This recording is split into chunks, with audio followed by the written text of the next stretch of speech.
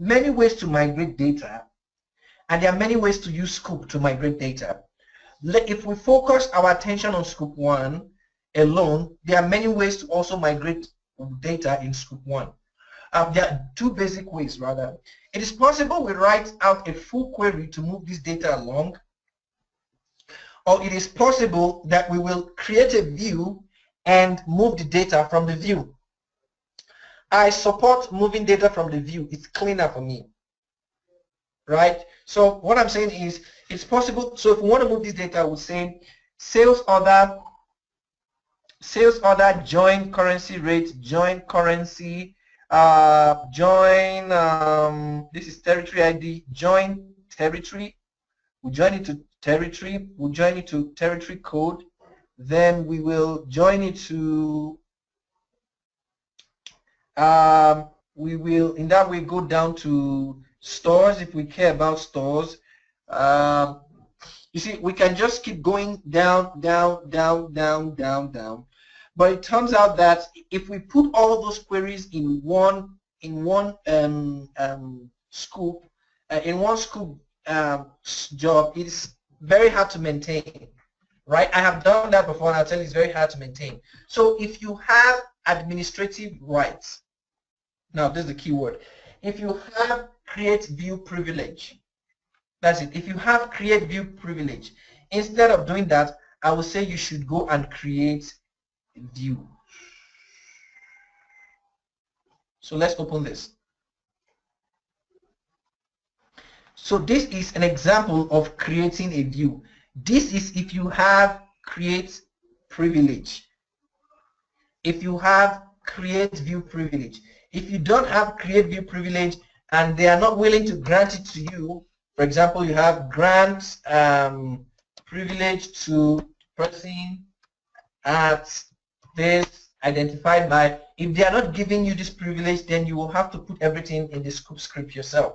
But if you have the create view privilege, you can create this. So for instance, you can see I joined the sales order table with the salesperson table, with the sales territory table, right? And I'm going to continue.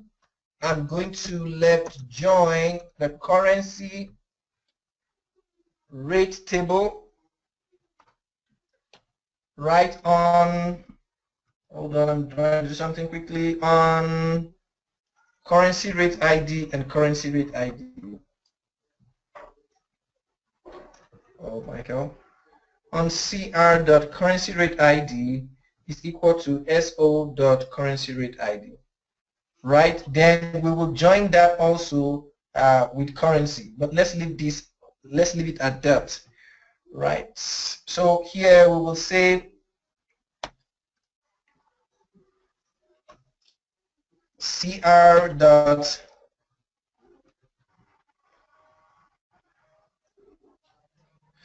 from currency code and to currency code and the average at end of day rates from code, comma, cr dot to code.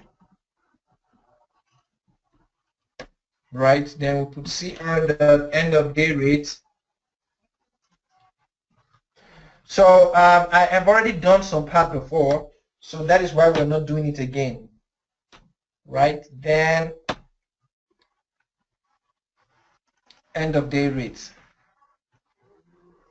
So you probably if you were not doing it right here, you probably would have added the currency name and all that, but I'm just trying to keep it simple, right? I'm trying to keep it from being super complex or convoluted. Yeah, but in the real world it will be that convoluted. So so we have denormalized sales order, sales header with salesperson, sales territory, currency rate. Then we did not add stores. Did we add stores? So we do not in any way refer to the stores.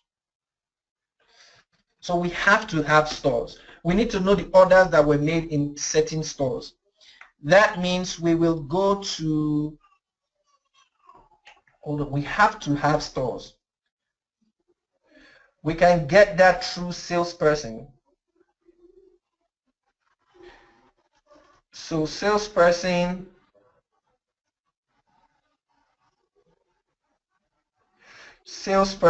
is connected to, now we need to know which connects to which. Allow me this first. Allow me this. Let's look for it. We have select star from salesperson. So we have 17 salespersons, right? Salesperson ID. Then we have stores. Let's see stores. I want to find select star from store.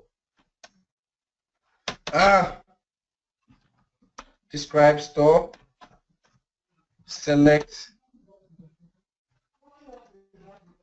customer ID, comma name, comma sales person ID, comma, yeah, let's from store. So these are stores. Yeah, much. They're quite much. Ooh. How many?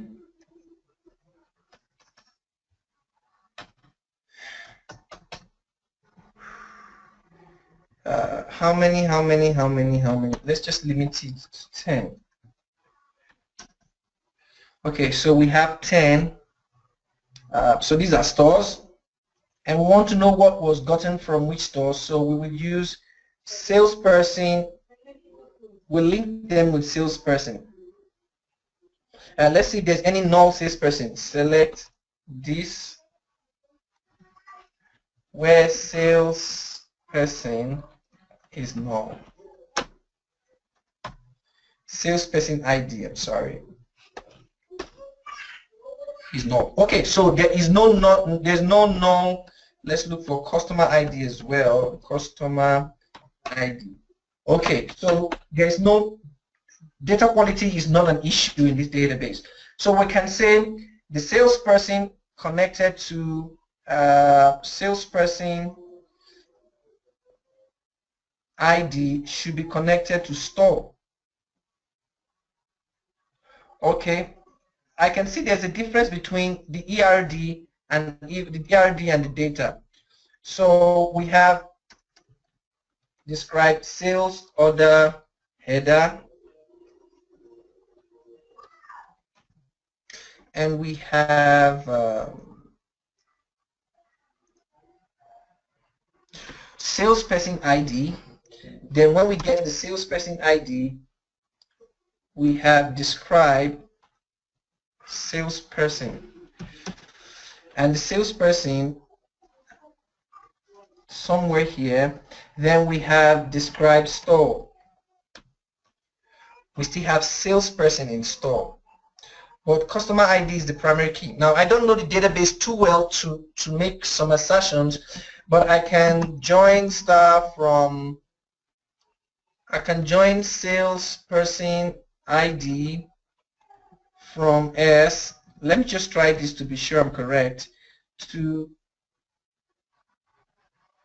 st.name from store st join salesperson s on else.salesperson ID is equal to st.salesperson ID. I am not sure, I just want to try this out, so I am good. It looks like it works fine. So I can actually take this query and use it. So now, I'm sorry, but you can see you can see SQL, the ability to write SQL come to play here, right? So we're going to put the name of the store. I think I have the wrong thing here. We're going to put the name of the store. This is the header. We do not have the name of the store. We're going to put the name of the store.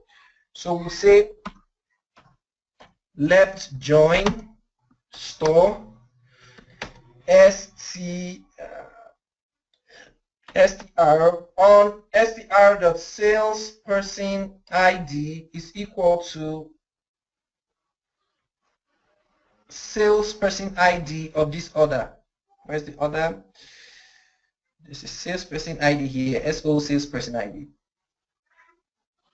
Or SP dot salesperson ID. So this should work.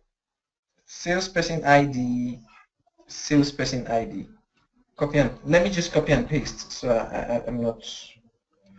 Okay, then right here we will now put the name of the store, str.name, which call this the store.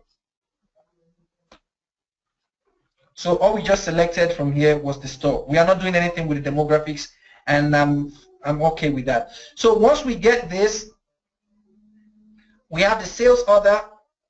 We have the sales order. We have the unit price. We joined it with special offer. We want to see the special offer.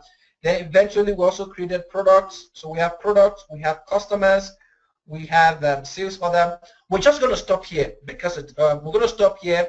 Let's assume we have finished everything we want with the database. So what you can see now is that we have some queries to create the views, and we'll just create that quickly. The queries will be in scoop script.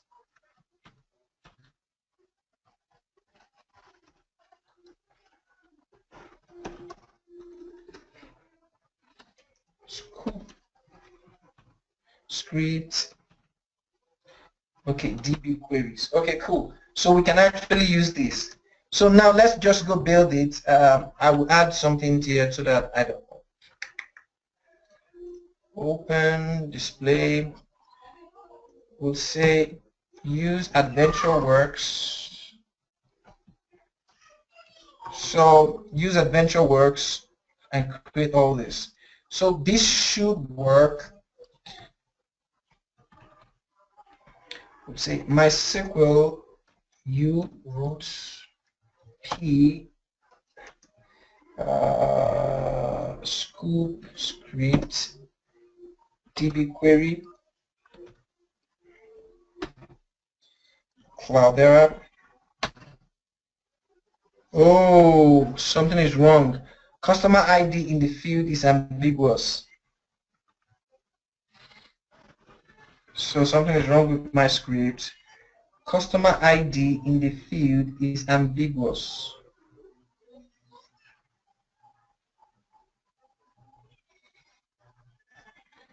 Okay, so this should be, I'll change it to SO. SO. Good. So I'll change it to SO. Right, this should work now.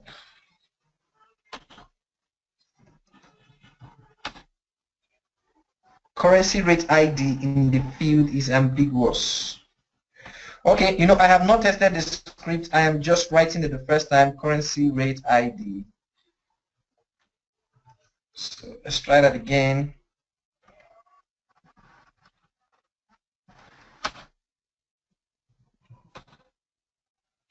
Okay, so everything is fine. So we have created the scripts.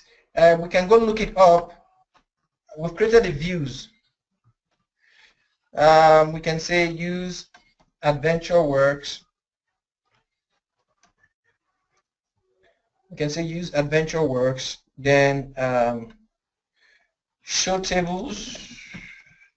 Yeah, this is our script, our views. We've created 4 views. The customer, the product, the customer, the product, the sales order history, and the sales order details, and the sales order header. So we can describe v.sales. Let me copy.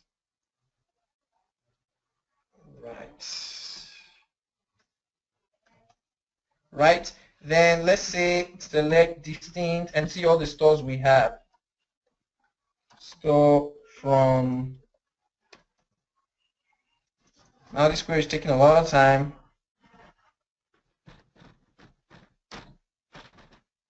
Okay, so we are taking care of all the stores. So these are all the stores in the database. So that's fine. We can quit now and now move on to Scoop. So